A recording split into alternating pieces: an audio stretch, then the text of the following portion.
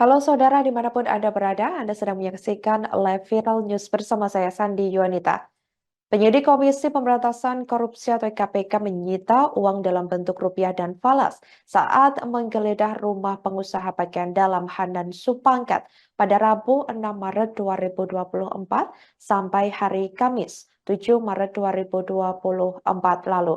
Penyitaan uang belasan miliar itu terkait kasus tindak pidana pencucian uang atau TPPU oleh mantan Menteri Pertanian Syahrul Yassin Limpo alias SYL. Diketahui saudara rumah Hanan yang digeledah berada di perumahan Interkon Taman Kebon Jeruk, Srengseng, Kembangan, Jakarta Barat.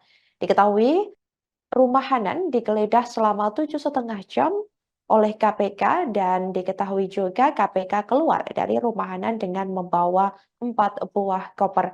Tak hanya itu, penyidik juga membawa sebuah box yang sudah ditutup rapat dengan pita perikat. Temuan uang dalam bentuk rupiah dan falas tersebut hingga membuat KPK membutuhkan lebih dari satu mesin untuk menghitungnya. Diketahui penggeledahan dilakukan pada Rabu 6 Maret 2024 sekira pukul 21.00 waktu Indonesia Barat.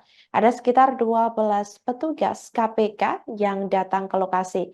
Kemudian penyidik KPK keluar dari rumah Hanan pada Kamis 7 Maret 2024 sekira pukul 04.30 waktu Indonesia Barat.